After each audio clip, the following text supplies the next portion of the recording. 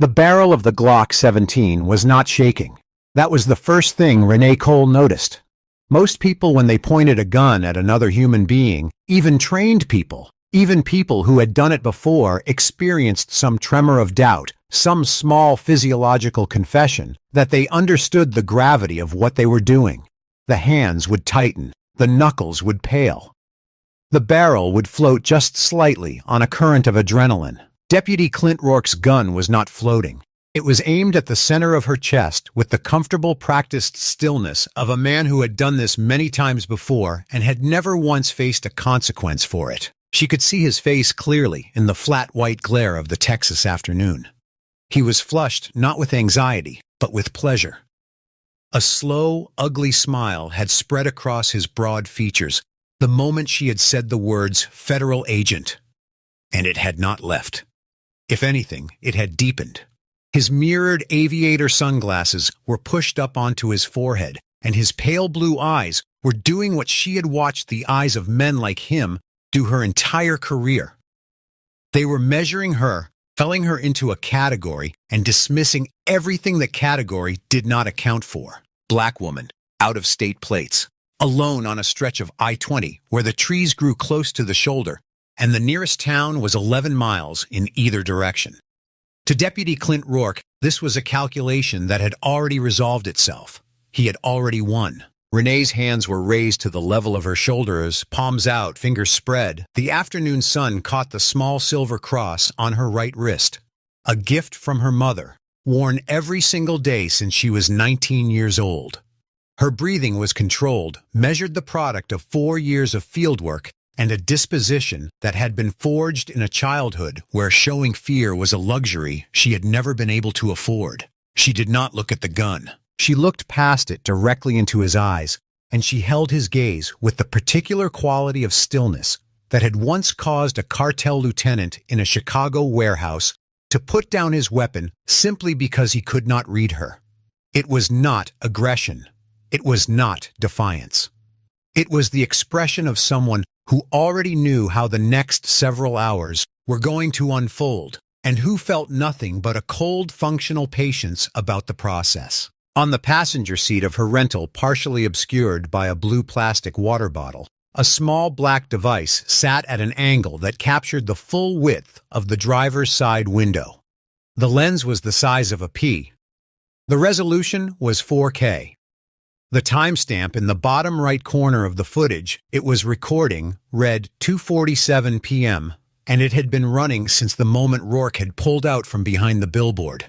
Rourke did not know about the camera. He did not know about the 4 agents staged in a bureau-issued Suburban at the Whip-In truck stop on Highway 79, 4 miles east, who had been listening to the live audio feed from Renee's concealed body transmitter for the last 6 minutes. He did not know that the moment he had activated his emergency lights, a digital notification had been pushed to a federal magistrate judge's tablet in Tyler, Texas, flagging the initiation of the sanctioned undercover stop, and that the magistrate had already authorized the next phase. He did not know any of this. What he knew was that he had a black woman in a rental car alone on his highway, and that she had just told him she was FBI, which was the kind of lie that desperate people told when they were cornered, and which he found personally insulting. Last time, Rourke said, his voice carrying the slow, unhurried cadence of a man accustomed to filling silence with his own authority. "Get on the ground, face down, hands where I can see them." Renee did not move. She let 3 full seconds pass, 3 seconds of nothing but the distant whine of a semi-truck somewhere over the horizon and the dry Texas wind moving through the scrub grass along the shoulder. Then she spoke. Her voice was quiet. It was the kind of quiet that does not require volume because it has never needed it. "You've had 4 minutes, Deputy Rourke," she said, "and you have used every one of them, making this worse for yourself." Rourke's smile thinned. He did not understand what she meant. He would not understand it for another several minutes. But the reader should understand it now. In the pocket of Renee Cole's plain gray t-shirt, pressed flat against her ribs, a button-sized transmitter had been active since she pulled onto the shoulder of I-20.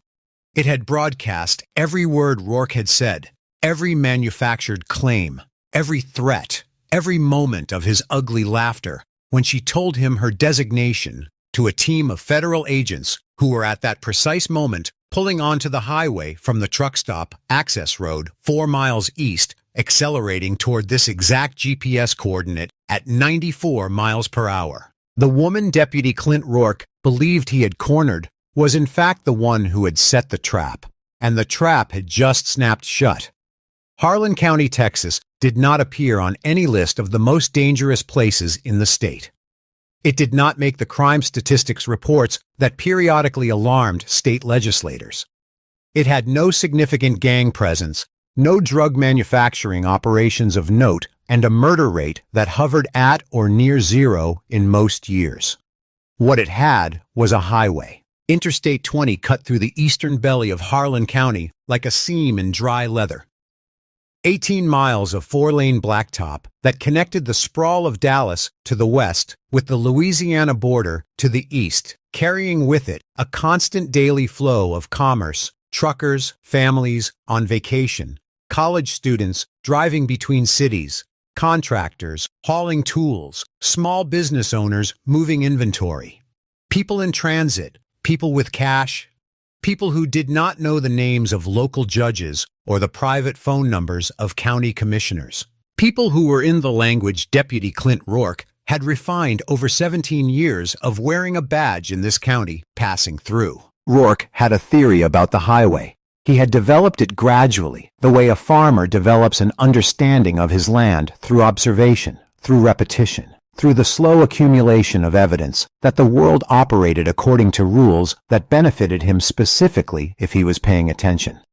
His theory was simple. The highway was a river, and the people who traveled it did not belong to any town, any community, or any system of local accountability.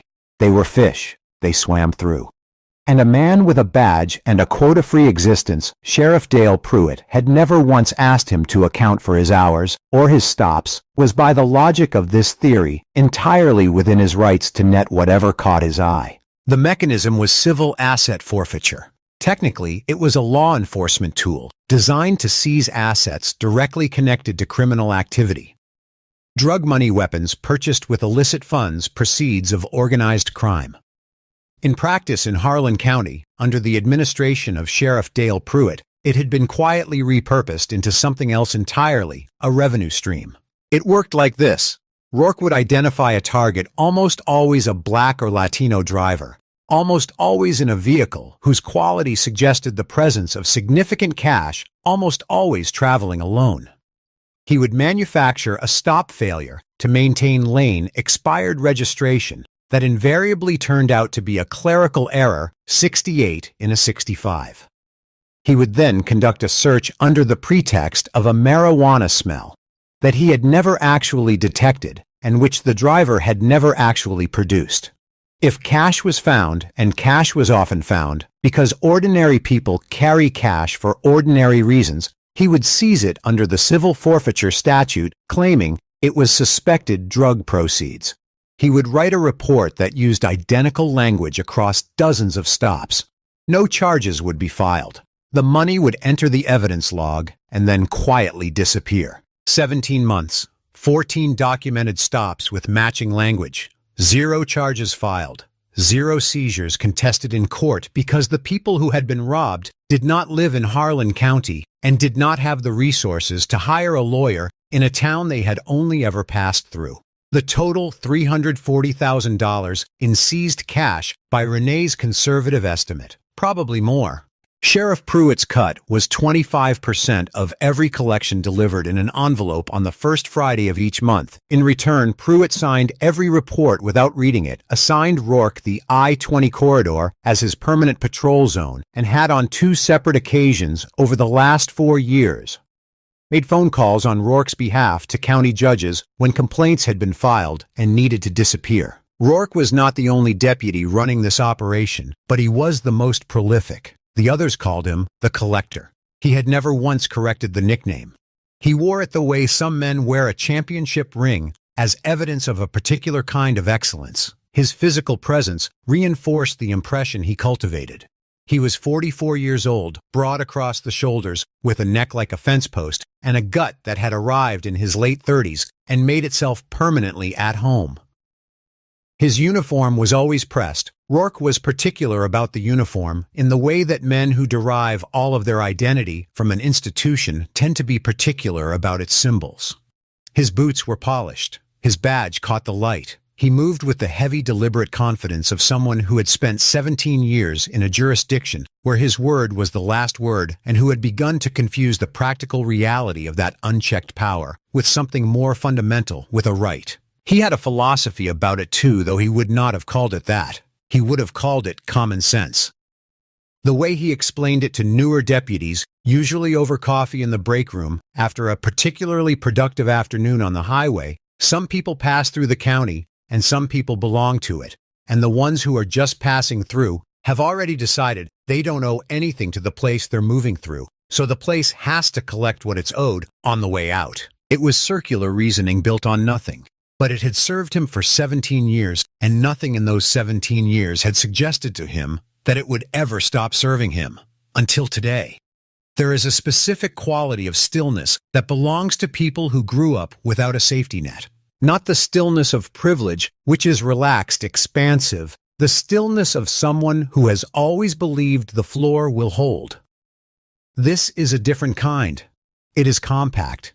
It occupies only the space it needs. It has been assembled from years of careful resource management, from the practice of never spending energy that has not been budgeted, never reacting to something that has not been confirmed, never allowing what is felt on the inside to leak out and become a vulnerability on the outside. Renee Cole had been building that stillness since she was 12 years old, which was the year her father died of a cardiac event at a construction site in South Dallas, leaving her mother Patricia with 2 children.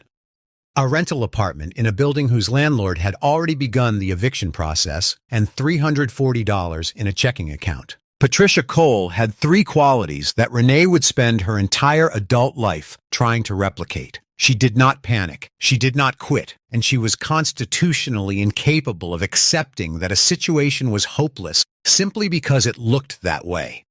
She took 2 jobs mornings at a hospital. Laundry evenings cleaning offices in a downtown tower whose name Renee could see lit up from their apartment window. She moved them to a smaller unit in the same building.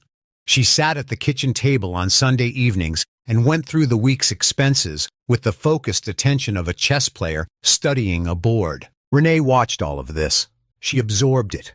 She went to school and came home and did her homework at that same kitchen table while her mother sorted through bills, and she understood, without anyone having to explain it to her, that the world was not arranged to help people who looked like her family, and that navigating it successfully was going to require a level of precision and discipline that most people never needed to develop because the world had been arranged to help them. She got a full academic scholarship to the University of Texas at Dallas.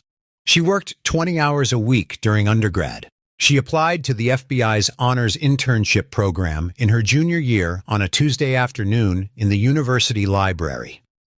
Reading the requirements on a computer while eating a peanut butter sandwich she had brought from home because the campus food court was too expensive.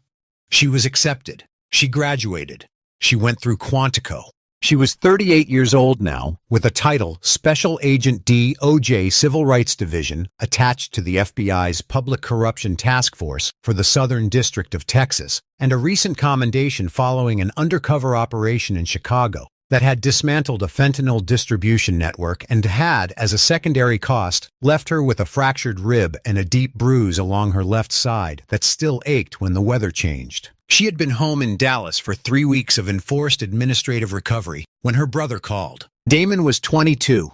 He had their mother's eyes and their father's stubbornness, and a particular quality of intellectual excitement about the world that Renee had watched in him since he was old enough to ask questions, which was approximately when he learned to talk. He was going to be a lawyer. He had known this with the settled certainty of a vocation since he was 14. And he had spent the intervening years making himself into the kind of applicant that the University of Texas School of Law would have difficulty saying no to. He had a 3.91 GPA. He had 2 summers of paralegal internship experience. He had saved $1,800 over 18 months of weekend work, carefully, deliberately in a labeled envelope in the kitchen drawer, because it was earmarked for orientation fees and first semester materials costs, and because the money was real to him in a way that abstract financial aid disbursements were not. He had been driving to Austin for orientation when Rourke pulled him over. The stop had been 3 months ago on a Thursday afternoon in late August, I-20, westbound, 11 miles inside Harlan County. Rourke had claimed failure to signal. Damon had not been not signaling. He had been doing everything correctly in the precise, overcareful way that black men who have been raised by women who have watched the news learn to drive in places they do not know. Rourke had smelled marijuana. Damon did not smoke. He never had. Rourke had searched the car anyway, found the envelope in the center console, and taken it under the civil forfeiture statute, writing on the citation that the cash $1,800 in mixed bills was suspected drug proceeds connected to the traffic stop. No charges were filed. Damon was released on the shoulder of I-20 with an empty center console and a citation that listed the stop as a routine traffic enforcement action. The report contained no mention of any cash seizure because the seizure had not been formally processed. It had simply been taken. Before Rourke walked back to his cruiser, Damon had done one thing. He had looked at the badge on Rourke's chest and read the name printed beneath it. And then he had photographed it through his windshield with his phone as the cruiser pulled away. When Damon called Renee that evening, his voice was controlled, but she could hear the specific kind of anger underneath it that comes from having something taken from you by someone who knew you couldn't stop them. Renee listened. She asked 3 questions. She told him to send her the photograph. She looked at the name for a long time. Then she opened her laptop. What she found over the next 4 days of research from her apartment in Dallas took the shape of a pattern so clean and so sustained that it was almost aesthetically disturbing. 14 stops with matching probable cause language. 0 subsequent charges. 0 seizures returned. A deputy who had received 2 merit commendations from Sheriff Pruitt in the last 3 years, a civil complaint filed by a traveling salesman from Atlanta that had been received by the Harlan County Sheriff's Department, stamped and apparently filed in a drawer where it had not moved since. She took what she had to her supervisor at the Dallas field office. Her supervisor took it to the Southern District Task Force Coordinator. The task force coordinator reviewed the pattern and authorized a full covert investigation, citing potential violations of Title 18, Section 242. Deprivation of rights under color of law and potential RICO exposure if Sheriff Pruitt's involvement could be documented. The plan was straightforward as undercover operations go. Renee would drive the I-20 corridor through Harlan County in a civilian rental with out-of-state plates presenting the exact profile that Rourke's documented targets shared. Her concealed body transmitter would provide live audio to Special Agent Marcus Webb, her partner, who would be staged with a 4-person tactical team in a Bureau SUV at the Whip-In truck stop on Highway 79, 4 miles east of the county line. A hidden 4K dash cam on the passenger seat would provide visual documentation. The moment Rourke initiated contact and the stop met the threshold for federal intervention, Webb's team would move. She was not on administrative leave. She was not here unofficially. This was a sanctioned operation with a federal magistrate's authorization, a documented chain of command, and a team of agents staged less than 5 minutes away. Renee drove toward Harlan County on a Wednesday afternoon in November. The window cracked her hands at 10 and 2, traveling exactly 54 miles per hour in a 55 zone.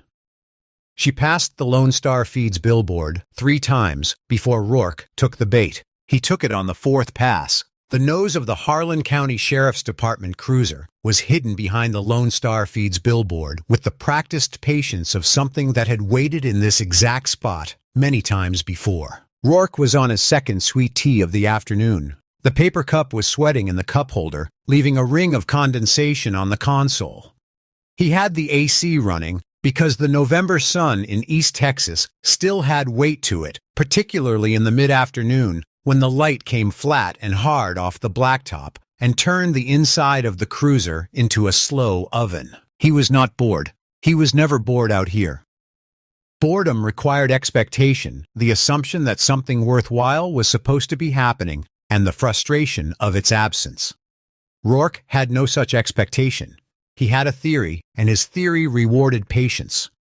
The highway delivered what it delivered, and his job was simply to be present when the right opportunity came. He clocked the black Ford Fusion from 200 yards, Illinois plates, solo driver.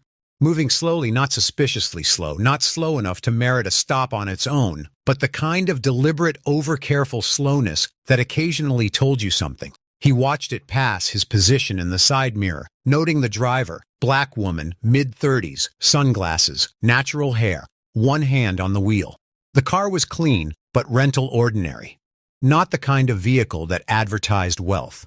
But the Illinois plates, the care she was taking with her speed, and the fact that she was alone on this stretch of highway at 2:43 on a Wednesday afternoon, these things added up to a calculation that Rourke had been running for 17 years, and the calculation came back the way it usually did. Worth checking. He let her get a quarter-mile ahead. Then he pulled out. He did not activate his lights. He closed the gap at approximately 15 miles per hour, over the speed limit, pulling up behind the Fusion until his front bumper was close enough that anyone checking their mirrors would have to register his presence as a deliberate choice, not routine tailgating. He was pushing. He had done this hundreds of times. The goal was to generate a reaction, a speed increase, a lane change, a brake tap. Anything that could be framed retroactively as erratic driving, and thus as the basis for a stop. The Fusion did not react. The driver maintained her speed with a precision that was almost irritating. She did not speed up. She did not swerve. She tapped her brake once lightly, a flash of red that Rourke read as a warning, a message that said, "I see you, back off," and this, of all things, was what triggered him. Not aggression, not suspicion.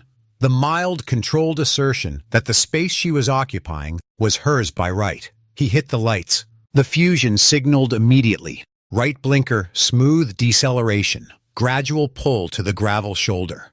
The driver did everything correctly. She rolled down all four windows before he reached the car. She had her hands visible on top of the steering wheel before he was halfway up the shoulder. She did not reach for anything. She did not look panicked. These things were noted. They were not weighed appropriately. Rourke stopped at the rear of the car and gave the trunk a heavy, flat-palmed slap, the kind of contact that sent vibration through the chassis, that announced itself as force rather than procedure. Then he moved to the driver's side. He did not say good afternoon. He did not ask how she was doing. He leaned down with one arm on the roof and looked at the interior of the car with the slow, deliberate scan of a man who has been granted access to other people's spaces for so long that he has forgotten it is not his right. "You know how fast you are going, sweetheart." His voice was the particular kind of friendly that is not friendly at all.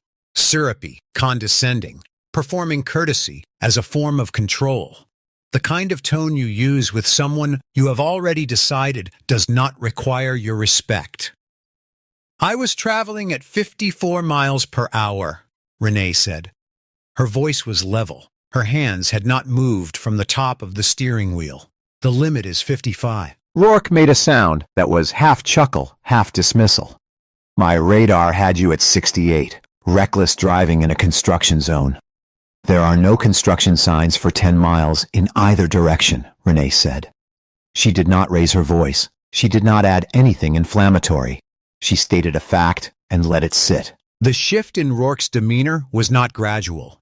It was the kind of change that happens in a single frame one moment, the performative pleasantry the next. Something harder and uglier underneath it, the way a shallow puddle in a road can hide the edge of a deep drop. His jaw set. The chuckle was gone. "You calling me a liar?" "I'm stating what I observed, deputy. And I'd appreciate it if you addressed me appropriately." The toothpick he'd been working moved to the left side of his mouth. His eyes went flat. "License and registration. Now." Renee moved with careful, narrated deliberateness, telling him out loud what she was reaching for before she reached for it, the kind of choreography that black people in America learn not because they want to, but because the cost of not performing it has been made clear in ways that no legislation has ever fully addressed. She handed him her license. She did not hand him the registration immediately. "I also need to inform you," she said, "that I have federal identification in the bag on the passenger seat." Rourke glanced at the bag. Then he looked back at her. Then he laughed a single genuine bark of amusement that echoed off the trees. "Federal ID." He rolled the words around in his mouth like something to taste. "What are you, TSA park ranger?" He was still smiling when he said it, but the smile had a new quality, now something that belonged to the specific pleasure of a man who believes he is about to demonstrate his own superiority. "I'm a special agent with the Federal Bureau of Investigation," Renee said. Her voice had changed. The careful motorist register was gone. What replaced it was something that had been cultivated over years, the tone of someone who speaks to situations, not people, and who means precisely what they say. "I am part of the Department of Justice Task Force for the Southern District. My credentials are in that bag." Rourke stared at her for 2 full seconds. Then he doubled over against the side of the car, laughing hard enough that his sunglasses slid back down onto his nose. The laughter went on longer than it should have.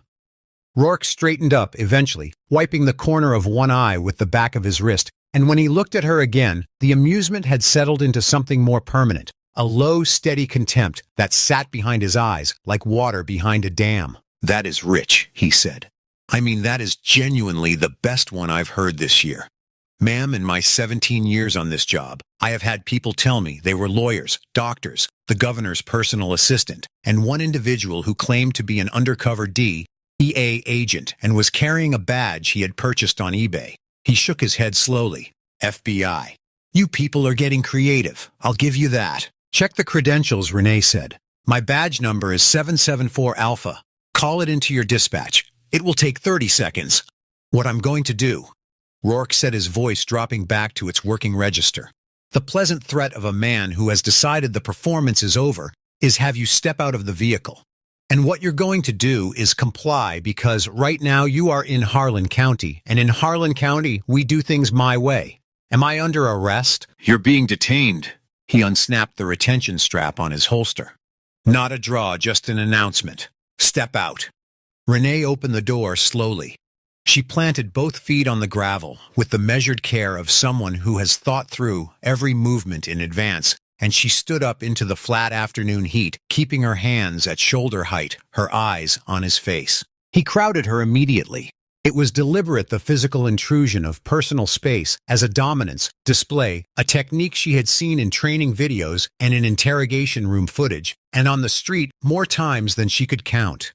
He was 6 feet 3 inches tall and weighed somewhere north of 250 pounds, and he positioned himself in a way that used every inch of that advantage, his body close enough that she could smell the stale coffee on his breath and the particular musk of synthetic fabric heated by a long afternoon in a cruiser. She did not step back. He ordered her to turn and put her hands on the hood. She did. He patted her down with the aggressive thoroughness of someone who is not actually searching for weapons, but who is communicating through the medium of physical contact that her boundaries do not exist in his presence.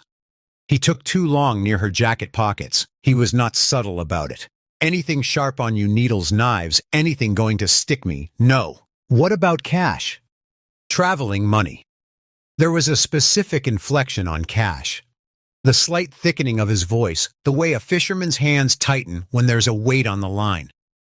"I have a wallet with standard items. What about that bag on the passenger seat? My credentials are in that bag, my badge, and my federal ID. If you look at them, this stop ends immediately." Rourke stepped back from her. She turned to face him. "I smell marijuana," he said. The words were flat, administrative, entirely disconnected from anything happening in the physical world. There was no marijuana. There had been no marijuana.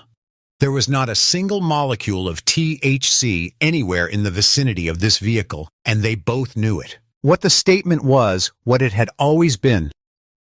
In every stop he had ever run this way was a key. A procedural key that unlocked the next door, that provided the legal language for what came after, that transformed the arbitrary act of taking someone's property into something that could be written on a form and filed in a county records office. "That's your probable cause," Renee said. She was not asking. "That's my probable cause. Step away from the vehicle, officer." She kept her voice very quiet. The quieter she got, the more it seemed to unsettle him, and she understood why it did not fit the script. People who were guilty of things got loud. People who were afraid got shaky.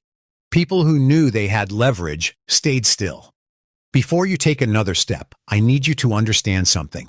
My badge number is 774 Alpha Task Force Designation DOJ-SC-44. There is a GPS transmitter in this vehicle that has been active since you activated your emergency lights. My team is aware of my location. I am asking you one more time to verify my credentials." Rourke looked at her for a long moment. The afternoon wind moved through the scrub grass. Somewhere a hawk made a single descending note above the tree line. Then Rourke put his hand on the grip of his service weapon, drew it from the holster, and leveled it at the center of her chest. "Get on the ground," he said. "Face down. Hands behind your head. Right now." This was the moment that opened the script, that image of the gun barrel in the afternoon light, the practiced ease with which he held it, the casual cruelty of a man who had done this before and had never been made to answer for it. Renee raised her hands to shoulder height, palms out. She did not get on the ground. She looked past the gun and past the uniform, and she found his eyes, and she held them, and she let the silence extend between them with the patience of someone who can afford to wait because the next thing that is coming is already in motion and there is nothing left to negotiate. "You've had 4 minutes," she said quietly, "and you have used every one of them, making this worse for yourself." Rourke's grip tightened on the gun. Behind the water bottle on the passenger seat, the 4K camera continued recording. The timestamp read 2:47 p.m. From the whip-in truck stop 4 miles east, a black Chevrolet Suburban pulled onto the highway access road and accelerated. Rourke did not know about any of this. "I'm going to count to 3, he said. "My badge number." Renee said, her voice precise and unhurried, "is 774 Alpha. I am the lead investigator on the DOJ task force for this district. A silent distress beacon in this vehicle has been active for 6 minutes. My team is tracking my GPS position. Deputy Rourke." She paused. Just briefly, just long enough for the name to land. "What you do in the next 30 seconds will determine the shape of the rest of your life." 3, Rourke said. He stepped forward. He did not fire the weapon. Whatever else he was not yet ready to commit murder in flat daylight on a federal highway. But he raised the barrel toward her face, and his intention was clearly to use the weight of the gun to force her down, to pistol whip the compliance out of her, the way he had done Renee would later learn on at least 3 prior occasions, with people who had no way to report it to anyone who would care. Renee moved, but it was not the startled, scrambling movement of someone trying to escape. It was something much smaller and much more precise. A rotation of her upper body, a step back and to the left, a controlled redirect of his wrist that used his own forward momentum to send the gun barrel skyward. He stumbled. Gravel shifted under his boots. His balance went wide. She stepped back to a clear position, hands raised again, giving him room to recover, maintaining a distance that a camera would record as defensive. Rourke caught himself against the hood of the rental. He was breathing hard now, his face deep red, the humiliation of having been physically redirected by the woman he had just spent 6 minutes dismissing, sitting on top of him like a physical weight. His eyes, when he looked at her, were a different thing entirely from what they had been a moment ago. The contempt was still there, but something had been added to it, something hotter and less controlled. "You are dead," he said. The words came out in a thin, shaking breath. "Do you understand me? You are a dead woman." He raised the gun again. Renee looked at it. She looked at him. She smiled. It was not a smile of submission or of fear or of appeasement. It was the specific expression of a person who has set something in motion and is watching it arrive. It was the expression of someone who has already won. Rourke blinked. The sound came from everywhere simultaneously. The rotor wash arrived before the helicopter was visible. It came as a pressure change, first the air over the highway thickening slightly. The scrub grass along the shoulder, beginning to lean the loose gravel on the roadside shoulder, jumping and skittering in a direction that had nothing to do with the wind. Rourke felt it before he heard it, the way you feel the approach of a thunderstorm through the skin before the sound arrives. Then the sound. The rhythmic mechanical thrum of a helicopter descending fast and low over the tree line to the east, not the distant clatter of a news or traffic chopper, but the deep authoritative percussion of a Bureau aviation unit running at operational speed, the rotors beating hard against the afternoon air. The fuselage painted dark blue with white lettering, large enough to read from the ground at 100 yards, FBI. The letters moved over the treetops and planted themselves above the highway with the unmistakable quality of a statement that does not invite response. Rourke's head snapped up.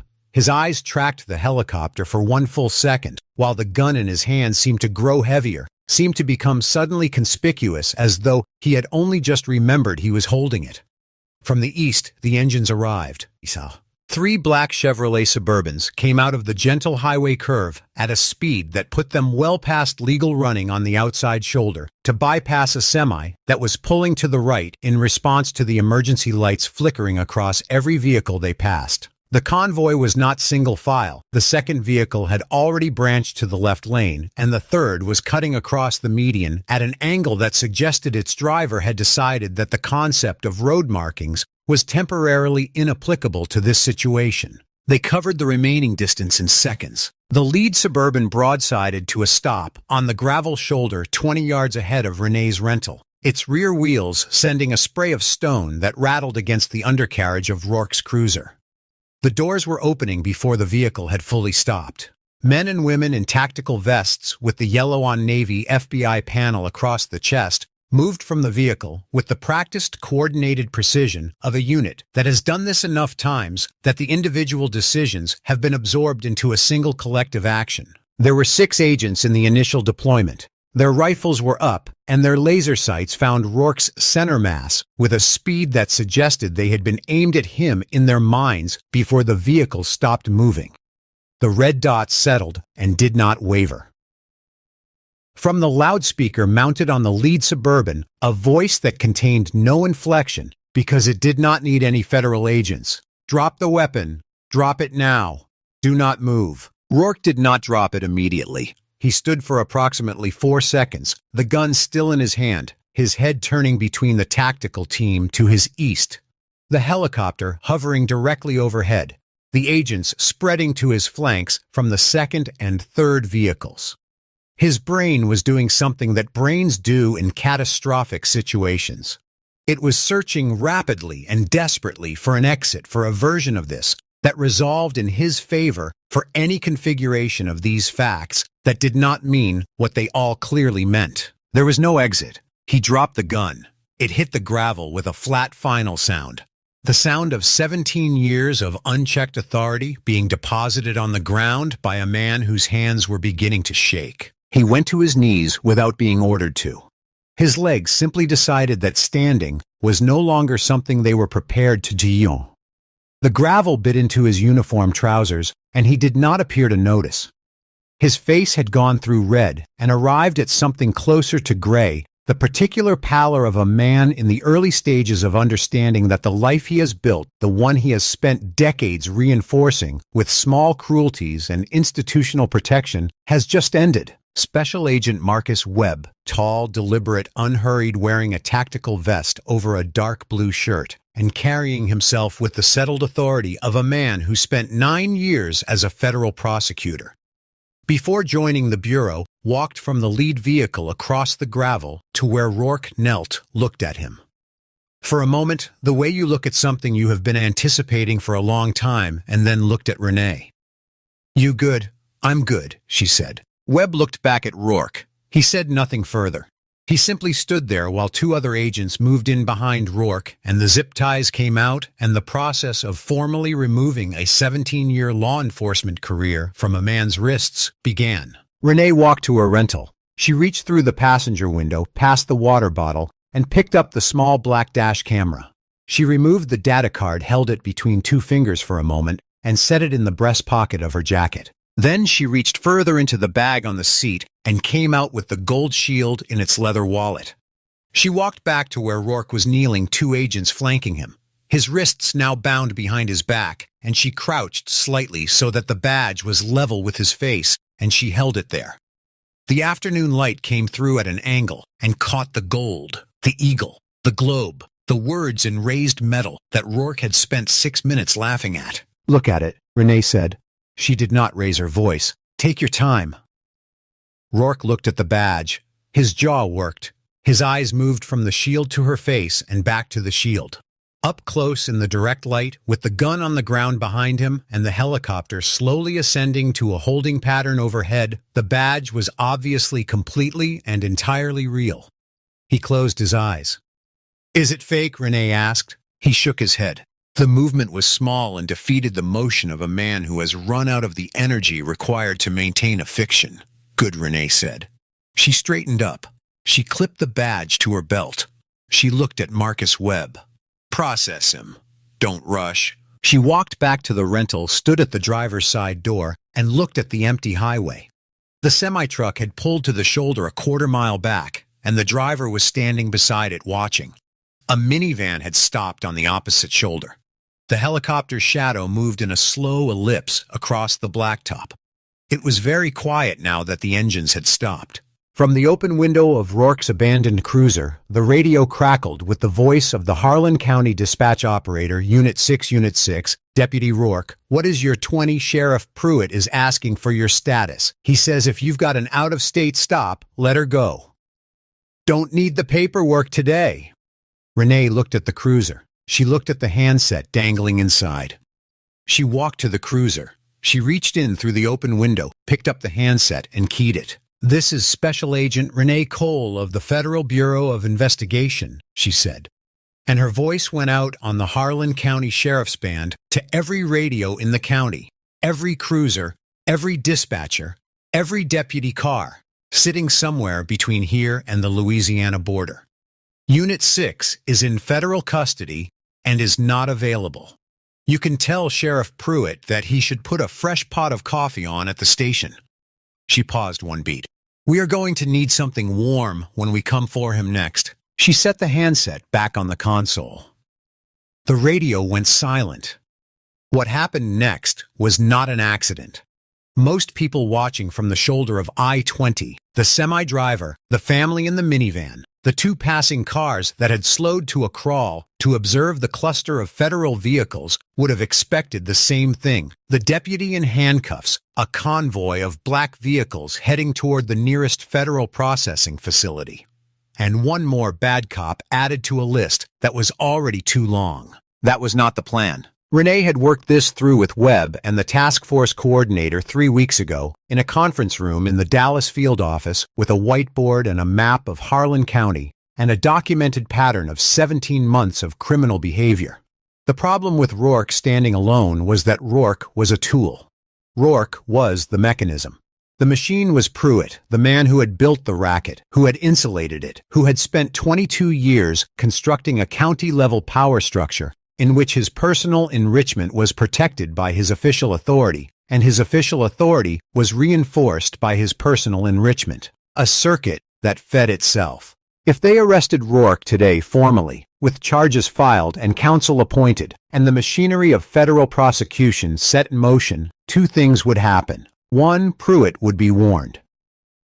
He had judges. He had lawyers on retainer. He had a network of relationships built over 2 decades in county government that would, with any early warning at all, generate enough procedural friction to complicate the case and buy time for whatever was in the ranch house safe to be moved, destroyed, or otherwise made to disappear. 2, Rourke would lawyer up immediately, and the opportunity to let him run, to let him go back to Pruitt and expose the full scope of the network through his own panicked conversations would be gone. What they did instead was this: Rourke was detained, questioned, and released on his own recognizance with a notice that he was the subject of a federal investigation and that he was required to remain in Harlan County pending further proceedings. His service weapon was logged as evidence. His dashcam data card was seized. He was strongly encouraged by Marcus Webb, who delivered the encouragement in the flat, informational tone of someone reciting a weather forecast, to contact a lawyer. Then they let him go. They watched him drive away in his cruiser. And then Marcus Webb walked to the surveillance van they had staged on a property easement off the I-20 frontage road, sat down in front of a receiver that had been connected since 9 a.m. that morning to the federal wire that a magistrate judge in Tyler had authorized on the strength of Renee's preliminary investigation package, and he put on a headset. The wire was on the landline to the Harlan County Sheriff's Department main office. Rourke called Pruitt at 4:17 p.m. The call lasted 11 minutes. In the first 2 minutes, Rourke described the stop in the hyperventilating, self-justifying cadence of a man who has just had the worst afternoon of his life and needs to reframe it as a story where he is still in control.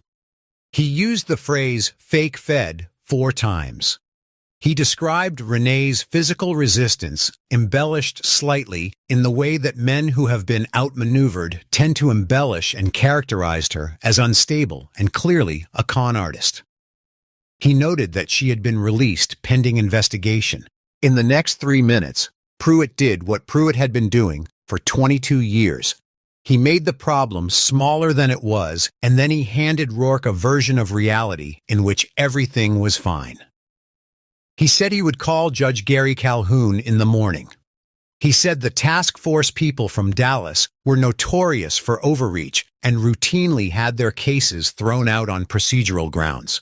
He said Rourke should come in tomorrow, write his report the usual way, and let the county's legal apparatus handle the rest. In the final 6 minutes, something that Renee had been hoping for but had not counted on happened. Pruitt asked about the stop itself, not out of concern for the federal implications, out of operational curiosity. He asked whether Rourke had collected before the situation went sideways. Rourke said no. Pruitt said, "Jamais." Illinois plates usually carry. Marcus Webb, listening in the van on the frontage road, wrote 2 words on his notepad: conspiracy. Confirmed. Pruitt had just discussed on a federally wiretapped line his personal financial interest in the robbery of a traveler passing through his county. He had not used those exact words. He had not needed to. The context, the pattern, the documented history, and this conversation together constituted the framework of a federal RICO charge that was no longer a theory. The warrant process began at 4:52 p.m. In the meantime, Rourke went back to the Harlan County Sheriff's Department. He sat in the break room with 2 deputies named Fowler and Estep, and he told them what had happened. And as Pruitt's reassurance settled over him and the distance between the afternoon's confrontation and his present safety grew, the story changed. The woman with the badge became less formidable. His own role in the events became more decisive. By 6 p.m., sitting in the break room with a cup of coffee and the comfortable geography of the station around him, Rourke had told the story of how he had stared down a Fed and walked away clean, and had received from Fowler and Estep the kind of laughing, badge-heavy approval that had served for 17 years as his primary form of professional validation. He went home. He ate dinner. He watched 2 hours of television. He slept soundly. He had no idea that a federal magistrate judge in Tyler, Texas, had just signed 3 arrest warrants.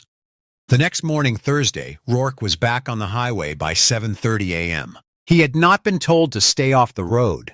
The notice he had received the previous afternoon said only that he was under federal investigation and was to remain available in the county. It said nothing about resuming patrol.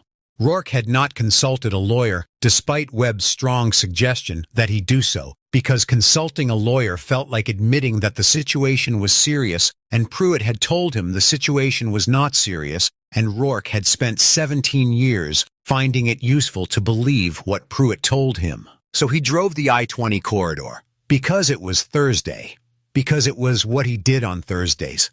The Lone Star Feeds billboard was his first stop. He sat behind it for 40 minutes with a fresh sweet tea. He watched the highway. The morning traffic was light weekday mid-morning, the commercial flow of a working county moving through its ordinary rhythms. At 9:23 a.m., a silver Dodge Ram work truck with Texas plates passed his position. The driver was a black man in his late 40s, thick in the shoulders, wearing a high-vis work shirt. The truck bed carried equipment pipe sections, what looked like irrigation hardware, the tools of a legitimate working contractor. On the passenger seat, visible through the window when the light came at the right angle, was a zipped bank bag of the type that small business owners use to carry cash payments from job sites. Rourke pulled out. The contractor's name was Gerald Watts. He was 47 years old, a licensed plumbing contractor from Longview, Texas, who had spent 19 years building a small business that employed 6 people. He was carrying $2,400 in cash payment from a commercial client who had settled a completed job invoice the previous afternoon, which he was transporting to his business account at the First National Bank of Longview, 15 miles west on I-20. He had not been speeding. He had not been swerving. He had not done anything other than exist on a public highway, in a vehicle that, to the specific predatory attention of Clint Rourke, signaled the presence of collectible cash. Rourke ran the same script. Failure to maintain lane, the same language he had used on Damon Cole 3 months ago, the same language he had used on 14 other stops, the same language that Renee's investigation had documented so many times it had begun to look less like a charge and more like a signature. He smelled marijuana. He ordered Watts out of the truck. He found the bank bag. He seized it. Gerald Watts said with the controlled fury of a man who has worked for every dollar he has ever earned, "That is the payment from a job I finished yesterday. I can show you the invoice. I can give you my client's phone number. That money has nothing to do with drugs or anything else." Rourke wrote it up the usual way. He told Watts he could contest the seizure through the county sheriff's office. He did not give him a realistic mechanism for doing so. He drove away with $2,400 of someone else's money. He did not know that a silver sedan with tinted windows had been parked on the gravel frontage road 300 yards north since 8:45 a.m., and that the 2 agents inside it had been capturing the entire stop on a long-range camera capable of reading a license plate at 400 yards, and that their audio equipment had recorded every word of the exchange, including Rourke's claim about the marijuana smell and his specific statement to Gerald Watts that the money would be logged as evidence pending investigation. A statement that every agent in the Southern District Task Force knew meant it would never be seen again. The second federal crime was documented and time-stamped at 9:47 a.m. At 10:15, Rourke stopped at Big Earl's BBQ 2 miles off the interstate, where the owner, a heavy man named Earl Duchamp, who had been on nodding terms with Rourke for a decade, poured him a coffee and listened, while Rourke told the story of the city girl fed embellished now into something almost entertaining, almost heroic. Earl laughed in the appropriate places. He did not know what Rourke had done that morning to Gerald Watts. He did not know that the conversation was happening less than a mile from the frontage road, where federal agents were filling out documentation of a federal felony. At 2 p.m., a federal magistrate judge signed the arrest warrants. At 2:30, Marcus Webb texted Renee a single word: ready. At 4:15, Renee Cole pulled into the Harlan County Sheriff's Department parking lot in her rental car with her badge clipped to her belt and Marcus Webb 3 steps behind her. The Harlan County Sheriff's Department was a squat sand-colored building set back from County Road 7 behind a parking lot that had seen better decades. The flag out front needed replacing. It was frayed at the edge and had developed the permanent lean of something that has been in the weather too long without anyone taking responsibility for it. The signage on the building listed Sheriff Dale Pruitt in blocky black letters that had been repainted recently enough to suggest that Pruitt considered his name on a government building to be an ongoing project rather than a temporary circumstance. 4 cruisers were in the lot. Through the front window, the shapes of movement, the ordinary afternoon activity of a county law enforcement office running through its paperwork. Renee sat in her rental for approximately 30 seconds. She was not preparing herself emotionally. She did not need to. She had been building toward this moment for 3 months, and the preparation had been methodical and complete.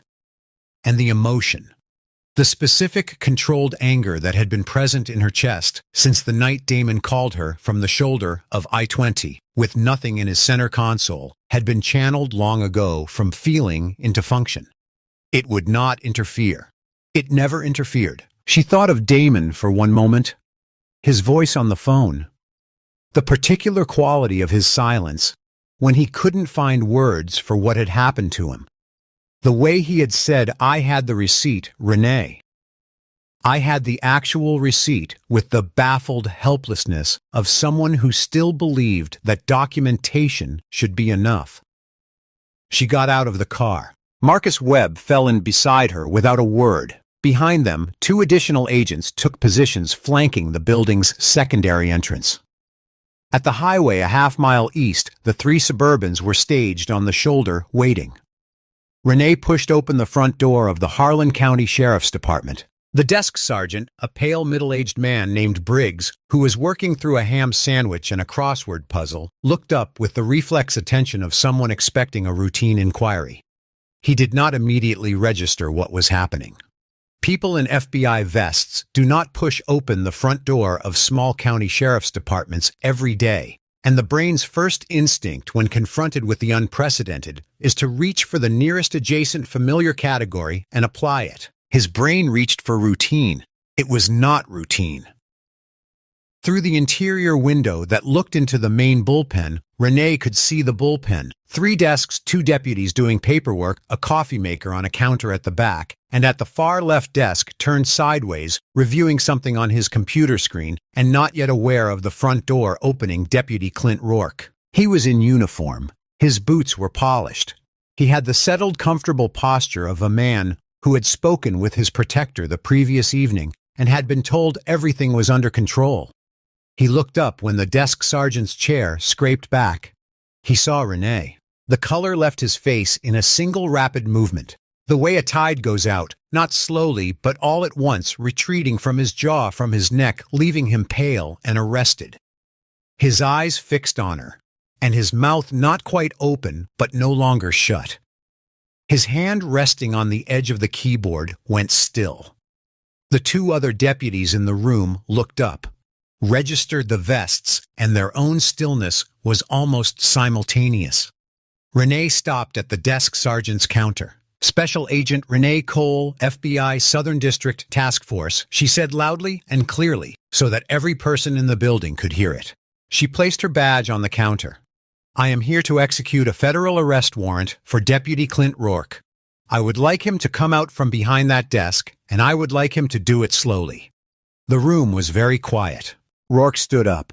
It was a slow, mechanical process, like watching something reassemble itself in the wrong order. His chair rolled back. He got to his feet.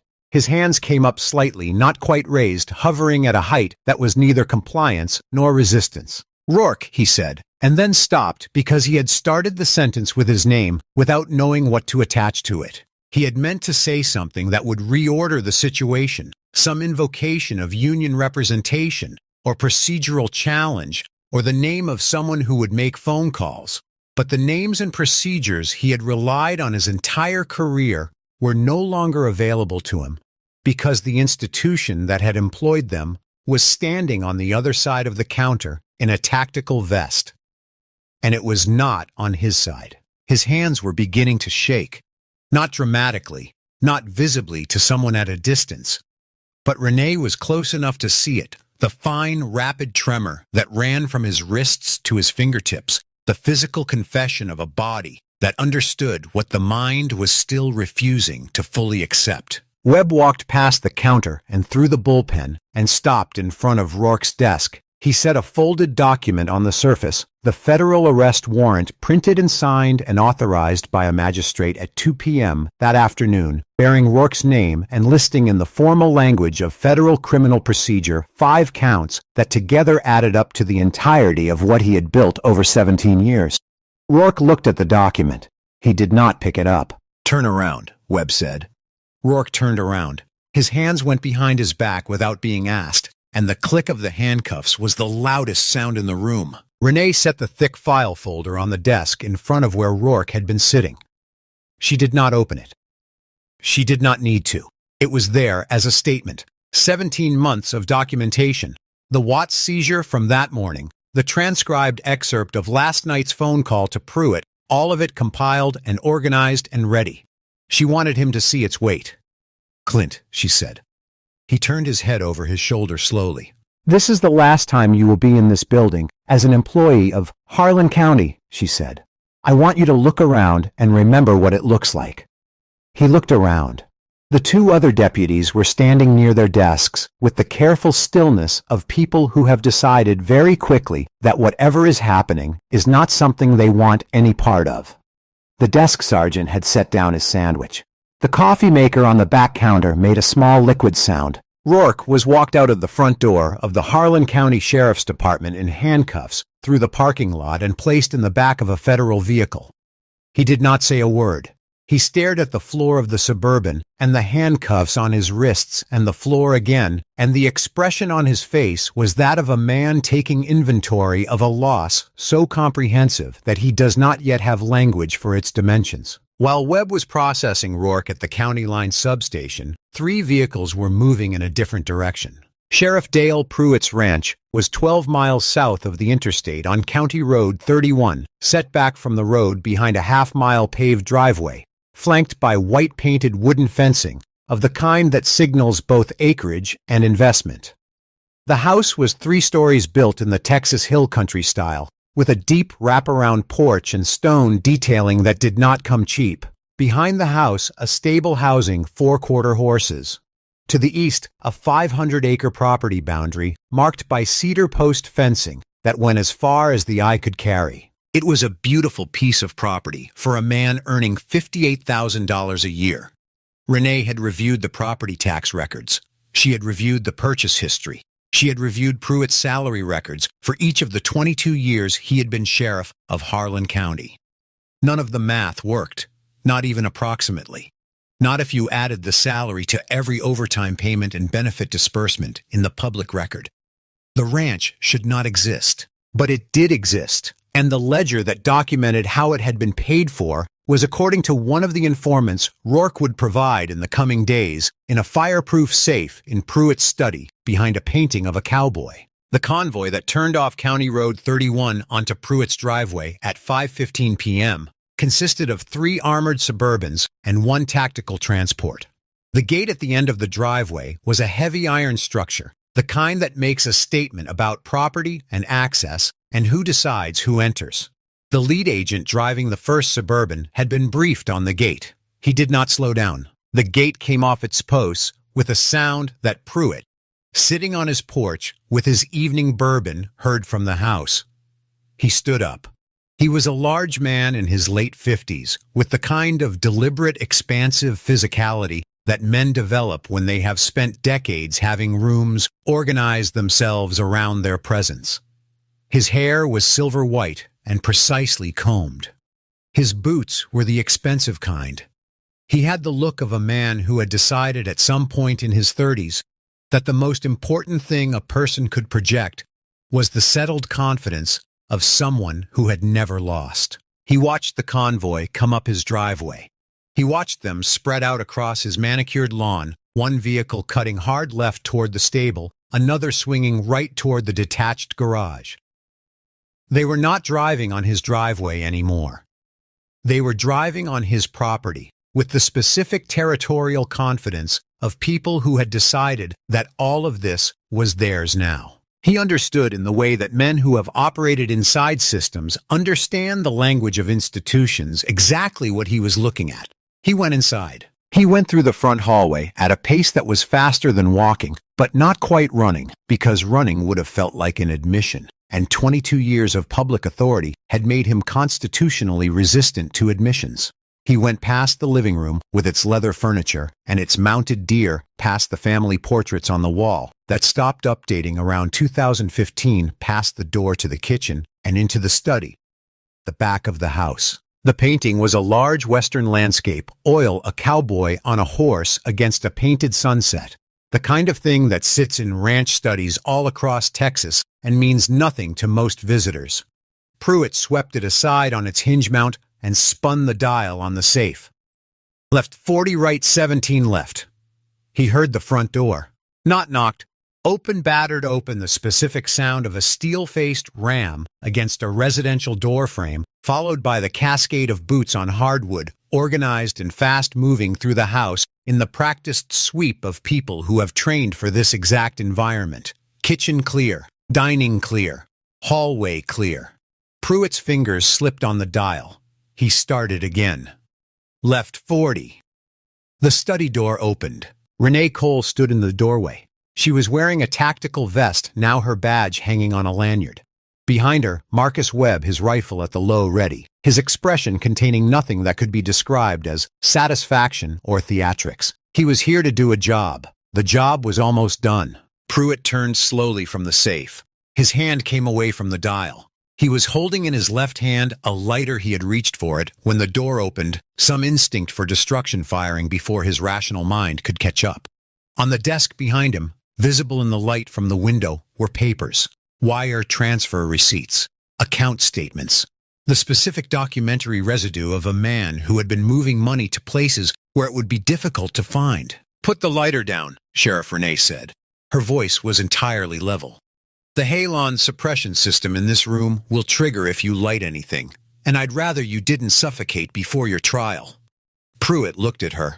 He looked at the agents filling the hallway behind her. He looked at the lighter in his hand, the flame that had not yet been struck the papers on the desk, that would have taken approximately 45 seconds to turn to ash, and which now would instead be cataloged, bagged, and delivered to a federal evidence room in Tyler. He set the lighter on the desk. "Who gave me up?" he said. It was not a question quite. It was the tone of a man who is doing the math. "Your favorite collector," Renee said. "Rourke is in federal custody. He's already talking." This was not yet entirely true. Rourke had not yet been formally questioned, but it would be, and the expression on Pruitt's face told her that the prediction had landed exactly where she intended it. Pruitt's jaw tightened. A purple color rose from his collar. That gutless turnaround sheriff. "I am the law in this county." The bluster came back into his voice, 22 years of unchallenged authority, asserting itself by reflex, the way a muscle responds to stimulus, even after the nerve connection has been severed. "I demand to contact the governor. I demand legal counsel. You cannot come onto my private property without—" "We came through your gate with a federal search warrant signed this afternoon," Renee said. "Your property is currently being searched under the terms of that warrant. Your financial records, your communications, and the contents of that safe," she nodded toward the wall, "are all covered. The governor held a press conference 40 minutes ago, announcing the appointment of an interim sheriff for Harlan County." She paused. "He mentioned your name." He was not complimentary. Pruitt deflated. Not quickly, not dramatically. It was a slow process, like watching air leave something that was never meant to hold it for this long. His shoulders dropped by degrees. The bluster in his face cooled and was replaced by something older and smaller. The expression of a man who is calculating for the first time in a very long time what is left of his life after everything he built with someone else's money is taken away. Renee pulled the handcuffs from her belt. "Turn around, Dale." He turned around. His hands went behind his back slowly, like a man moving through water. The cuffs closed with the same metallic click that had punctuated the end of every traffic stop. He had authorized Rourke to run the same sound that Damon Cole had heard, that Gerald Watts had heard, that 51 documented people had heard on the shoulder of this county's portion of I-20 while their property was taken from them. Outside, the news crews had arrived at the perimeter of the property. A satellite truck from the Tyler affiliate. A reporter from the Dallas morning team who had been monitoring the federal scanner. The lights came on as Renee walked Pruitt down the porch steps and across the flagstone path toward the waiting transport vehicle. The silver-haired man in the expensive boots and the pressed western shirt, the man whose name was on the sign at the front of the county building, walking with his hands behind his back while his horses watched from the stable and the cameras captured every step. The shot would run on every Texas network by morning. Pruitt stopped at the bottom of the porch steps and looked at her. "Voss, give me up completely." "From the beginning," Renee said. She opened the transport door. "Get in." The Federal Field Office interview room in Tyler, Texas, was a study in institutional neutrality. Cinderblock walls painted the specific shade of gray that communicates nothing about the people who built it or the people who use it. Fluorescent lighting that removed shadow and nuance simultaneously. A metal table bolted to the floor and 2 chairs that had been designed by someone who understood that comfort was not the goal. Rourke sat at the table alone for 27 minutes before the door opened. The 27 minutes had not been wasted. Renee knew from training and from practice that the silence of an empty interrogation room is one of the most productive investigative tools available because it gives a person nowhere to put their anxiety except inside their own head where it tends to compound. Rourke had spent that time without his phone, without his badge, without the radio that had been the background music of his working life for 17 years. And without any of the institutional props that had, for that same 17 years, constituted his entire sense of self. He looked smaller than he had on the highway. The uniform helped him appear what he was not, and in civilian clothes, a spare set that had been brought from the county station after his uniform was logged into evidence, he looked like a middle-aged man with a bad afternoon behind him and no clear picture of the landscape ahead. When Renee came in, she set nothing on the table except a small digital recorder and a legal pad. She did not have the file folder, she knew exactly what was in it, and she did not need the physical prop. She sat down across from him, and she looked at him for a moment with the expression that she wore when she was taking the full measure of something and did not feel the need to conceal that she was doing so. She pressed play on the recorder. The audio that came out of the small speaker was the scratched, slightly telephonic quality of a landline recording played on a digital device. But every word was clear. Rourke's voice. "She's claiming FBI. Some city girl, out-of-state plates, says she's got a task force badge." Pruitt's voice. "Show it to you." Rourke's voice. "Said it was in her bag. I didn't check. Obviously it's fake." Pruitt's voice. "Obviously. Don't worry about it. I'll call Calhoun in the morning. Write it up the usual way." Pause. Pruitt's voice. "You collect before it went sideways." Rourke's voice. "No. Couldn't get to it." Pruitt's voice. "Shame. Illinois plates usually carry." Renee stopped the recording. Rourke's face had gone through several colors during the 40 seconds of audio. He had arrived at something that was not quite pale and not quite green, the color of a man whose body is having a physiological response to information that his mind is not yet ready to fully process. "That's from your sheriff's department landline," Renee said. "Federal wiretap warrant authorized by Magistrate Judge Louise Farmer at 11:47 yesterday morning, which means it was active before you made that call." She set the legal pad on the table, a pen beside it. "Your lawyer is on his way. Shh. He's going to tell you to say nothing. That's good advice in general. But before he gets here, I want to have a very specific conversation with you so that when you're deciding what to do, you understand exactly what the options look like." Rourke said nothing. His leg was bouncing under the table with the rapid involuntary rhythm of a man whose nervous system has decided to operate without consulting the rest of him. "Gerald Watts," Renee said.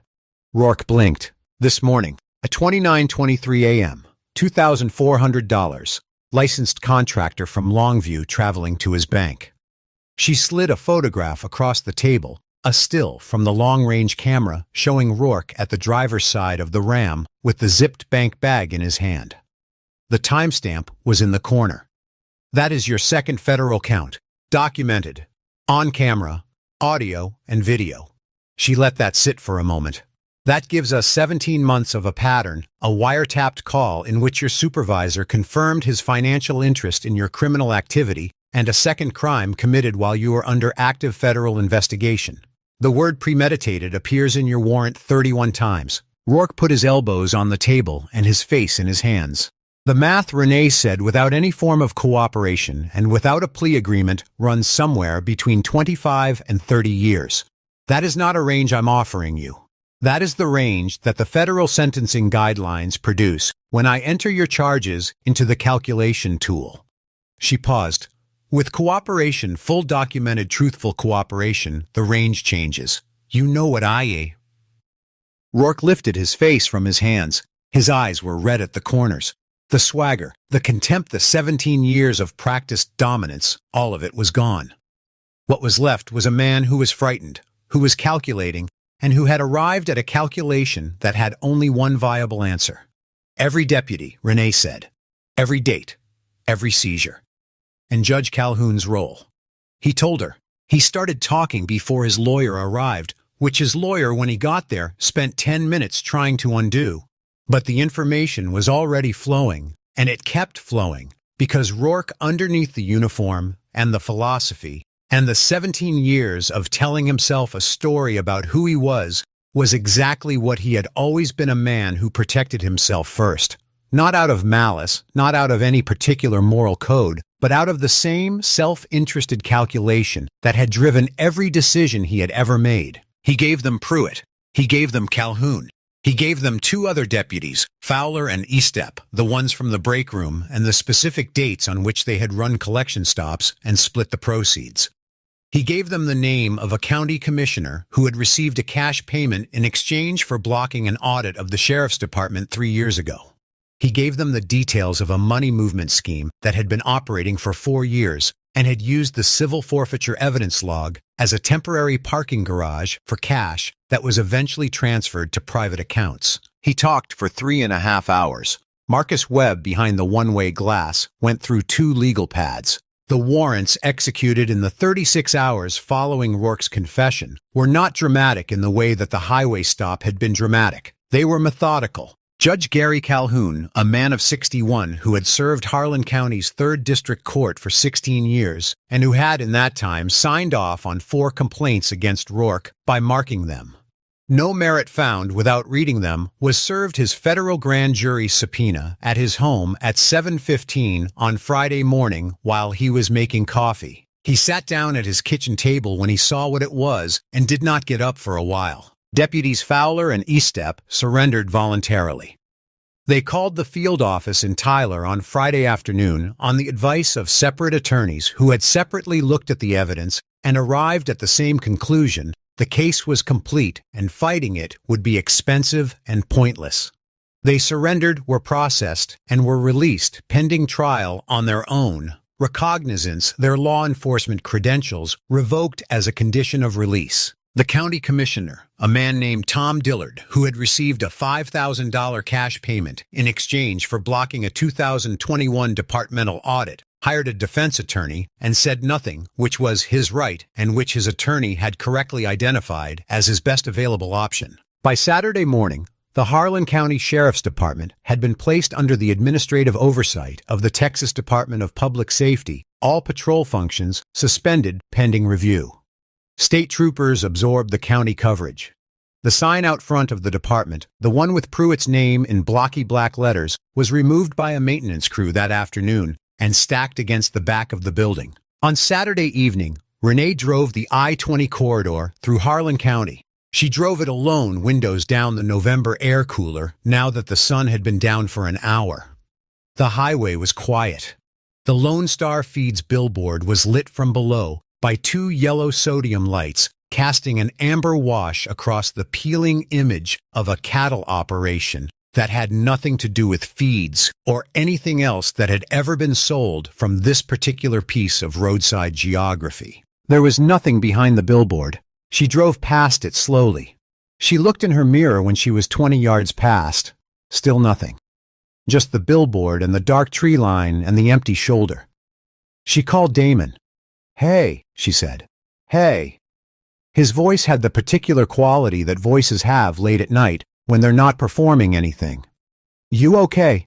"I'm okay. It's done." A silence. She could hear him processing this, hear the weight of 3 months and $1,800 and a roadside humiliation being slowly, incrementally redistributed. "The money," he said. "Call the Southern District DOJ restitution line on Monday morning. Write down this number." She gave it to him. Federal court is going to order the return of all documented seizures. Yours is at the top of the list. You'll have it inside 30 days. Another silence, this one different. Renee. Yeah, all of it. The whole $1,800 plus the statutory interest from the date of seizure, she said, which isn't much, but it exists. She heard him exhale a long, slow sound that was not quite a laugh and not quite a breath. The sound of a 22-year-old who had worked for 2 years to save money for his education and had it taken from him by a man with a badge and a theory about the highway hearing for the first time that the theory had been wrong and the taking had not been final. Go to school, Damon, she said. I'm already registered, he said.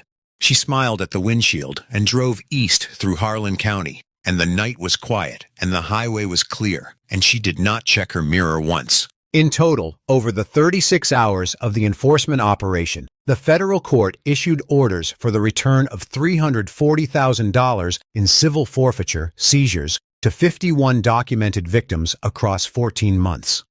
The money would take time. Federal financial processes have their own clock, but it would come.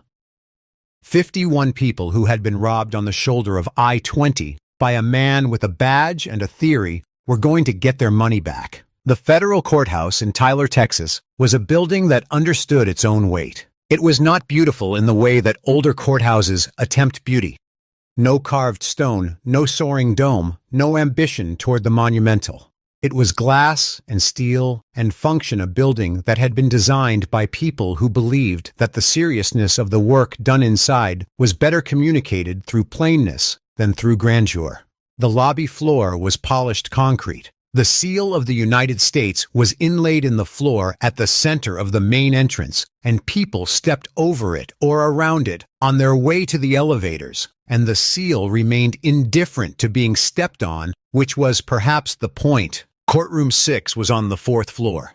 It seated 200, and it was full. This had not been expected. The trial of a county deputy and a county sheriff from a rural East Texas jurisdiction was not the kind of federal case that typically generated a gallery. But the story had traveled the dash cam footage, which had been included in the federal evidence disclosure and subsequently aired on 3 Texas television stations, had then moved to national media, where it sat for approximately 72 hours in the particular zone of sustained attention that the internet assigns to footage of someone being caught in the act of believing they are untouchable. The sequence in which Rourke laughed at Renee's badge, the specific quality of that laughter, the particular texture of the contempt, had been watched enough times that it had acquired a kind of cultural shorthand. People knew what had happened on I-20. They were here to watch the end of it. The prosecution had elected to proceed with Rourke's sentencing before Pruitt's trial, in part because Rourke's cooperation agreement had been finalized, and in part because the evidence against him was as the lead prosecutor described it in a pre-sentencing brief, comprehensive to the point of redundancy. There was nothing left to argue about the facts. The only remaining question was the sentence, and even there, the only variable was the degree to which his cooperation would generate a departure from the federal guidelines. Rourke sat at the defense table in a civilian suit that had been obtained from a department store in Tyler because he no longer owned clothing suitable for a federal proceeding. The suit was navy blue and slightly too large at the shoulders. His hair, which had been thick and close cut on I-20 2 months ago, had thinned noticeably. The particular kind of weight that a person carries when they are not sleeping and are living in the specific anxiety of knowing that a major event is coming, but not knowing exactly how major this weight had done visible work on his face. He looked 10 years older than he had on the highway. He did not look like a predator. He looked like a middle-aged man in a too large suit who was having the worst months of his life, which was true, and which the audience did not find particularly moving, because they had also watched the footage of him laughing. The gallery included in the second row from the back on the right side of the room, Renee Cole sitting with her hands folded on the seat back in front of her, wearing civilian clothes, watching the proceedings with the neutral attention of someone who has done the work and is now present for the formality. Beside her was a young man, 22 years old, in a dark blazer over a collared shirt, who had driven from Austin the previous evening and had slept in Renee's hotel room on the fold-out and had eaten the continental breakfast and had been quieter than usual since they arrived. Damon Cole had never been inside a federal courtroom before. He looked at the room with the careful attention of someone who intends to work in places like this for the rest of his life, and who is therefore treating this occasion as both an ending and a beginning, the closing of something specific and personal, and the first concrete image of what the future he has been working toward actually looks like in practice. In the rows behind Renee and Damon, Gerald Watts, in his work clothes, sitting with his wife, who had come from Longview, because she wanted to see the man who took her husband's money sit in a federal courtroom and hear what came next. Beside them, 3 people Renee recognized from the victim documentation, a family from Mississippi whose matriarch had been robbed on I-20 of $900 while driving to a granddaughter's graduation, a young Latino man from New Mexico who had been stopped and shaken down on his way to a job interview, and a woman in her 60s whose medical travel cash had been seized and who had subsequently missed a hospital appointment she had been saving toward for 4 months. 51 people had been robbed. Not all of them could come. But enough had come that the gallery felt full of a particular kind of attention, the attention of people for whom this proceeding was not abstract. The prosecution played the dash cam footage. They played it in full, without narration, at courtroom volume. The jury had already seen it. The judge had already seen it. But in the gallery, there was a specific quality of collective stillness as the footage ran, as Rourke's voice filled the room with its condescending drawl, as his laughter at the badge played through the speakers, as the moment of the gun draw was captured from the angle of the dash cam, clean and undeniable. Then Gerald Watts stood up and read his victim impact statement. He read it without drama and without flourishes. He read it in the steady, measured voice of a man who has decided that the most honest thing he can do in this room is describe exactly what happened and what it cost. He described the stop. He described the seizure. He described arriving at the bank in Longview with an empty truck and trying to explain to his bookkeeper why the payment from the commercial job had not been deposited. He described calling 3 of his clients to defer their upcoming jobs because his cash flow had been disrupted. He described one job that he had to cancel entirely and the employee he had to lay off for 3 weeks because of it. He described the $2,400 as not just money, but as the physical evidence of 6 weeks of work, of time away from his family. Of the particular discipline of a small business owner who never quite has enough cushion to absorb a hit like this. He sat down. Damon Cole's statement was read into the record by the prosecutor because Damon had declined to read it himself. He had written it 2 weeks ago at the kitchen table in his Austin apartment and had emailed it to Renee without saying much about it. She had read it on her phone in the parking lot of the field office and had sat in her car for 5 minutes afterward. The prosecutor read it in a clear, unadorned voice, and the courtroom listened, and when the line came, "I had worked for 2 years to save that $1,800. I had counted it and recounted it. I knew exactly how much it was because every dollar of it represented something I had done to earn it, and when Deputy Rourke took it and drove away, what he took was not just money. He took the assumption I had been raised to believe that doing everything right would be enough. There was a particular quality of quiet in the room that was different from the quiet before it." Rourke's attorney was a competent man who had been handed an impossible brief. His name was Warren Cleff, and he had been in private criminal defense practice in Tyler for 22 years, and he knew the difference between a case that could be fought and a case that could only be managed. This was a case that could only be managed. The facts were not in dispute. The cooperation agreement was signed.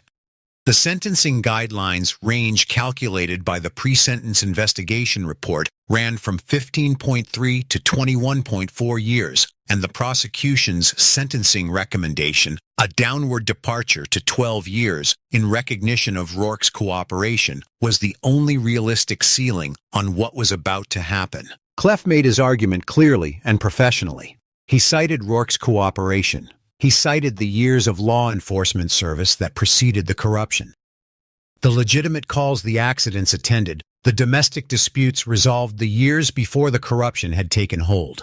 He cited the pressure of working within a corrupt command structure, the difficulty of maintaining integrity when the authority above you is the source of the corruption. He asked Judge Patricia Odom to consider the prosecution's recommendation. Then Rourke stood up. He was required to deliver his allocution, the formal statement in which a defendant addresses the court before sentencing. It was not required that the statement be good. It was not required that it be honest. It was required only that it be made and that it be complete. Rourke looked at the gallery first. He had not wanted to, but his eyes went there before he could direct them elsewhere, drawn by some reflex that he could not fully control. He saw the rows of people. He saw the Watts family. He saw the woman in her 60s with the medical trip money. He saw Renee sitting with her hands folded, watching him with an expression that contained neither satisfaction nor mercy nor any readable emotion at all, just attention. He saw Damon Cole. He did not recognize Damon. There had been too many stops, too many faces, too many shoulders of the road to remember any individual one. But Damon was looking at him the way that people look at something they have been thinking about for a long time. And there was in that look a specific quality, young, controlled, precise, that reminded Rourke of someone, and he could not place who. He turned to face Judge Odom. Your Honor, he began. His voice was slightly unsteady at the upper register, and he cleared his throat. I stand here today knowing that I made serious mistakes. I allowed myself to be drawn into conduct that was wrong, and I understand that I violated the trust that was placed in me. He paused. He was reading from notes. I cooperated fully with the federal investigation, and I hope that the court will consider that cooperation in its decision. I know that what I did caused harm to people who did not deserve it, and I am sorry for that. He paused again. The courtroom was very quiet. I am not a bad person, he said. I got caught up in a system that was already in place when I came to it. The sheriff set the terms. The pressure was there from day one. I made the choice to go along with it, and I own that. But I hope the court can see that I was not the architect of this, and that when I was given the opportunity to cooperate and help dismantle it, I did so completely. He sat down. He did not mention Gerald Watts. He did not mention Damon Cole. He did not mention the 49 other names in the victim documentation. Judge Patricia Odom shuffled her papers. She was 63 years old, black with a career on the federal bench that had followed a career in the United States Attorney's Office, that had followed a childhood in circumstances not significantly different from Renee Cole's own. She had been described in a profile in the Texas Law Review as someone who treats the federal sentencing guidelines as the beginning of the analysis, not the end of it, and who considers the full human dimension of the harm caused before deciding where on the spectrum the justice should fall. She removed her glasses. She looked at Rourke. She looked at him for a long time, not with hostility, not with contempt, but with the specific quality of examination that belonged to someone who was reading something carefully and wanted to be sure of what they had found before they said it aloud. Then she began. Mr. Rourke, Judge Odom said. Her voice carried the particular resonance of someone who speaks in large rooms regularly and who has long since stopped needing volume to communicate weight. It settled over the courtroom with the quality of weather. You have told this court that you are not a bad person. You have told this court that you got caught up in something that was already in place. You have asked for the consideration of this court in light of your cooperation. She paused. She looked at the papers in front of her and then set them aside, which was a gesture that several people in the gallery recognized as meaning that what came next would not be read from a document. I have heard your statement. I have reviewed the cooperation agreement and the pre-sentence report. I have also spent considerable time with the evidence in this case, and I want to be very direct with you about what I have concluded. Rourke's hands were flat on the defense table. You did not make mistakes, Judge Odom said. Mistakes are discrete events. Mistakes are things that happen in the space between one decision and the next. What is documented in this case is not a collection of mistakes. It is a practice. A deliberate, sustained, repeated practice that you maintained over 17 months with full awareness of what you were doing and with a consistent and intentional targeting of people whom you had decided based on their race, their origins, and their inability to fight back were appropriate targets. She paused. You did not get caught up in a system. You performed a function within a system that you chose to continue performing because it paid you and because you believed you would never be accountable for it. Rourke was looking at the table. The highway you patrolled was not a neutral piece of public infrastructure to you. It was a tool. You turned it into a mechanism for extracting money from people who had done nothing wrong except be present in a place where you had authority and they did not. The judge's voice did not rise. It did not need to. And I want to be specific about something, Mr. Rourke, because I think precision matters here. You did not target random people. The documentation, the patterns, the recorded conversations, the victim statements, they all tell a consistent story about which people you selected. They were overwhelmingly Black and Latino. They were traveling alone. They were in circumstances that you calculated made them vulnerable. This was not incidental. It was the selection criteria. Rourke's throat moved. The prosecution has recommended a downward departure to 12 years based on your substantial cooperation, Judge Odom continued. I have reviewed the cooperation and I do not dispute its value. Your testimony was significant. It directly led to the conviction of Sheriff Pruitt and the identification of systemic misconduct within the Harlan County Department. That has real value to the federal government, and I acknowledge it. She looked at him directly. I am rejecting the prosecution's sentencing recommendation. The sound that went through the gallery was not loud. It was the particular collective intake of breath that happens when a room full of people receives information that is larger than they had allowed themselves to expect. Clef was on his feet. Your Honor, with respect, the Cooperation Agreement Counsel. The judge's tone did not shift in volume or quality. It simply became briefly unavoidable. Sit down. Clef sat. The cooperation agreement governs the charges to which the defendant pled. It does not bind this court's sentencing discretion within the guidelines range. I am sentencing within the guidelines range. She turned back to Rourke. Mr. Rourke, you cooperated when you were caught. You testified because testifying was your best available option for reducing a sentence you were going to receive regardless.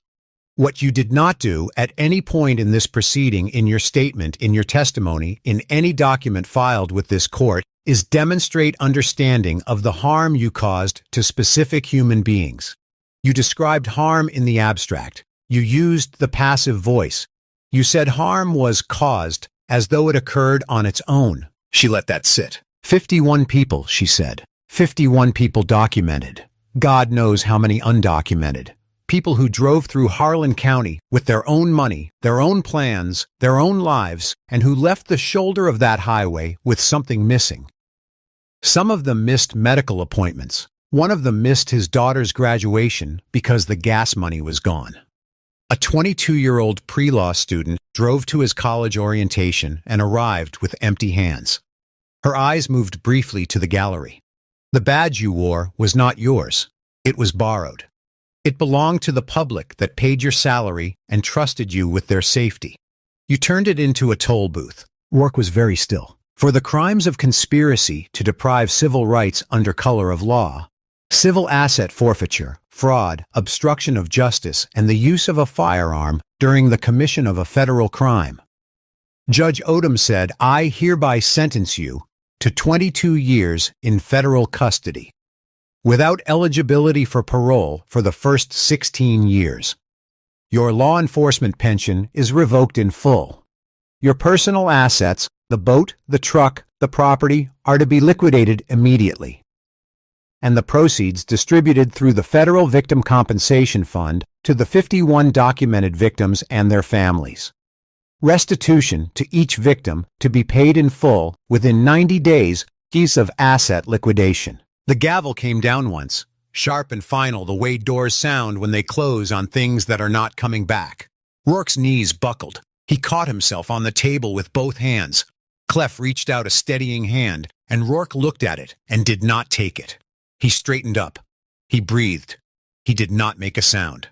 The U.S. Marshals came around the table. Rourke turned. His wrists went behind his back for the second time in 2 months, and the handcuffs went on, and the marshal put a hand on his shoulder and began to move him toward the holding door at the side of the courtroom. He looked at the gallery as he was walking. He found Renee first.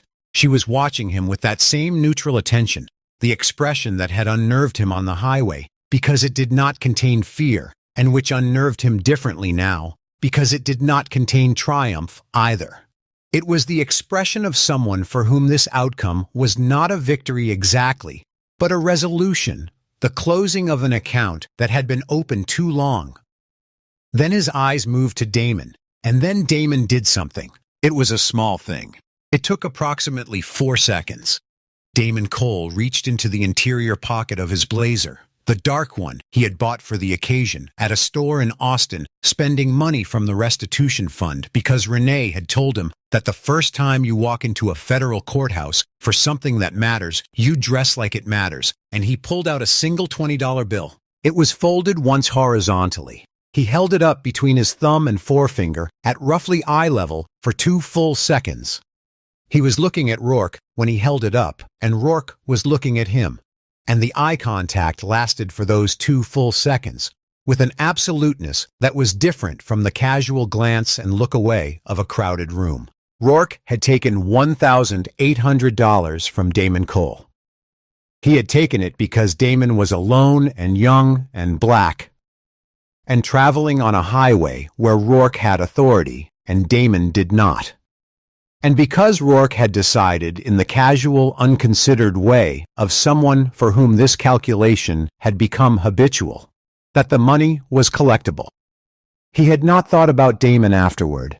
He had not thought about any of them afterward. They were fish that had passed through. Damon did not say anything. He folded the 20 slowly and deliberately, pressing the crease with his thumb, the way you press something that you want to hold its shape, and then he set it on the empty aisle seat beside him. Just left it there. The gesture had a clarity to it that was not anger and not mockery. It was something more precise than both of those things, something that said, "This is what you were. This is the unit in which you valued us. Here it is, returned."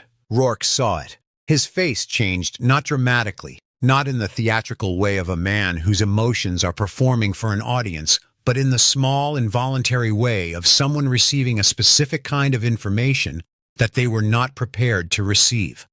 Something around his eyes, something in the set of his jaw. The marshal kept him moving. The holding door opened and closed, and Deputy Clint Rourke was gone. The $20 bill sat on the aisle seat. Nobody touched it for a long time. Renee put her hand on Damon's shoulder, and Damon put his hand over hers, and they sat like that in the federal courtroom in Tyler, Texas, while the gallery began slowly to move around them, and the sounds of the world reassembled themselves from the formal quiet of the proceeding into the ordinary noise of people leaving a room. Gerald Watts, 2 rows ahead, stood up and turned and found Renee's eyes and nodded once, not with the emphasis of someone making a speech, but with the simplicity of someone acknowledging that a thing has been completed that needed to be completed. Renee nodded back. The woman in her 60s, the one with the medical trip money, was crying. Not with distress, but with the particular quality of relief that comes when something you have been carrying by yourself turns out to have been seen after all, by someone with the power to do something about it. Outside the courthouse, in the flat November light of a Tyler afternoon, the TV crews were setting up on the plaza. Inside in courtroom 6, a $20 bill sat on an aisle seat in the gallery and said everything that needed to be said about the value Clint Rourke had placed on the people he had taken from and the exactness with which they had decided to give that value back to him. Sheriff Dale Pruitt was convicted 14 weeks later on 38 federal counts of racketeering, conspiracy, civil rights deprivation, under color of law, and wire fraud. Judge Odom presided over his sentencing as well, and gave him 29 years, effectively a life sentence, for a man of 58 a fact that several legal commentators noted with the dispassionate observation that the mathematics of a long sentence have a way of concentrating the meaning of accountability. His ranch, the 500-acre property, the horses, the white-painted fencing, the 3-story house with its leather furniture and its portraits on the wall was seized in full, assessed, and sold at federal auction. The net proceeds combined with the liquidation of the offshore accounts that investigators found recorded in the ledger behind the cowboy painting were distributed to the 51 documented victims of the I-20 collection operation. The county converted the ranch land through a state land transfer arrangement into a public recreational ground. A sign went up at the entrance on County Road 31, Harlan County Community Ground, paid for by the people. It was the most honest sign that land had ever carried. Interim Sheriff Diana Reeves, former Texas Ranger, former instructor at the DPS Academy in Austin, a woman whose professional reputation rested substantially on the proposition that the rules were not optional and were in fact the point, fired 9 deputies in her first 2 weeks, each termination supported by documented body camera violations or failure to intervene in known misconduct. She implemented a department-wide policy requiring all dash cam and body camera footage to upload automatically to a cloud server accessible to the State Oversight Board and not under the control of any individual officer or supervisor. She established a public hotline for civil asset forfeiture complaints and answered the first 12 calls personally. The Lone Star Feeds billboard, the specific one behind which Rourke had waited, came down 6 months after the arrests when Reeves negotiated the county's acquisition of the adjacent land parcel. The county built a rest stop on the cleared site, 2 covered picnic tables, a water fountain, a small parking area, and shade trees that would take 10 years to grow to their full height, but that had been planted with the understanding that some investments are made for the people who come after. Damon Cole started his first semester at the University of Texas School of Law the following January. His tuition was paid. The $1,800 had been returned with an interest, exactly as Renee had said it would be, and deposited into his account 6 weeks after the sentencing on a Monday morning, while he was sitting in an administrative law class that met at 8 a.m. and that he had not missed once. Renee drove him to Austin for orientation herself, the same stretch of I-20 that had taken something from him 3 months ago, and she drove it in the early morning with the windows down and the Texas sunrise coming in low from the east and the highway completely clear in both directions. She did not think about the billboard. She did not check her mirror.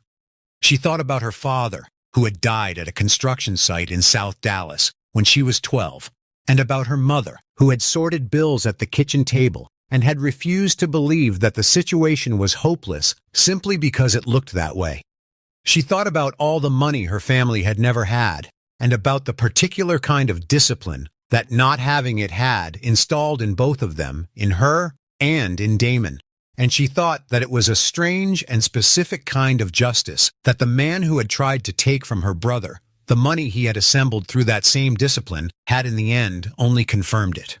Rourke had stolen $1,800 from Damon Cole. In return, Damon Cole had watched him handed 22 years. She thought there was math in that somewhere, even if it was not the math of commerce. She turned to Damon and asked if he was ready. He said yes. She believed him. She accelerated, and the Texas morning opened up ahead of them, and the highway was clean and wide and entirely theirs. If this story kept you watching until the end, hit subscribe on our channel so you never miss a story like this one. Drop a comment below. What would you have done if you were in Renee's shoes? Would you have let him drive away, or would you have made the call right there on the highway? Every single comment gets read. Thank you for watching.